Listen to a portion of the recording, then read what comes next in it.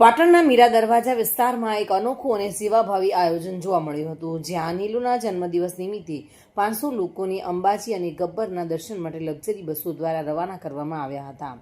પાટણના મીરા દરવાજા વિસ્તારમાં વિપુલભાઈ ઠક્કરના પુત્ર નીલના જન્મદિવસ નિમિત્તે એક વિશાળ સેવાકીય આયોજન કરાયું હતું, જેમાં વિસ્તારના દરેક સમાજના લગભગ 500 લોકોને 8 લક્ઝરી બસો મારફતે અંબાજી અને ગબ્બરના દર્શન માટે મોકલવામાં આવ્યા હતા. આ પ્રસંગે લાલેશભાઈ ઠક્કરે ભાવુક થઈને જણાવ્યું હતું કે મીરા દરવાજા વિસ્તારમાં તેમનો પરિવાર છે.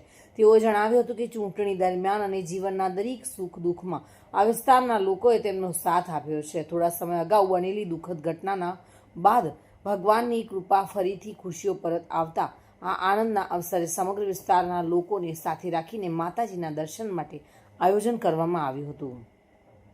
મારા નાના ભાઈ વિપુલભાઈના બાબલો એટલે નીલુનો જન્મદિવસ છે. એ નિમિત્તે અમારા વિસ્તારના તમામ આજુબાજુમાં રહેતા બધાને અમે અંબાજી દર્શન કરવા માટેનો એક કાર્યક્રમ કરેલો અને પછી આજુબાજુમાં બધાને કહ્યું કે ભાઈ આ રીતે નીલુનો જન્મદિવસ છે તો અંબાજી જવું છે. તો બધાએ લાગણી બતાવી કે અમારે પણ આવવું છે. તો વિસ્તારમાં બધાને કહેલું, જેના ભાગરૂપે આજે ખૂબ મોટી સંખ્યામાં સમગ્ર મીરા દરવાજા વિસ્તાર તમામ સમાજના લોકો અમારી સાથે અંબાજી પ્રવાસે આવી રહ્યા છે દર્શન કરવા માટે. મીરા દરવાજા વિસ્તાર એટલે અમારા પરિવાર માટે એવું કહેવાય કે અમારું ઘર જ છે એવું લાગે. જ્યારે અમારા ઘરે કંઈ પણ દુઃખનો પ્રસંગ પણ આપ સૌ જાણો છો કે 2 વર્ષ પહેલાં અમારા ઘરે એક મોટી ઉપાધિ આવી ગયેલી. હરદ્વાર મુકામે અમારા વિપુલભાઈનો બાબલો ગંગા નદીમાં સમાઈ ગયો હતો.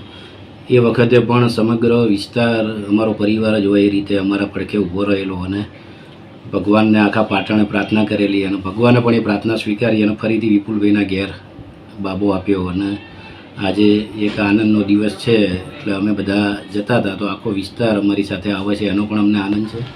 સુખ દુઃખ. દિગ્નેશ સુથાર સાથે bureau report, today Gujarati news.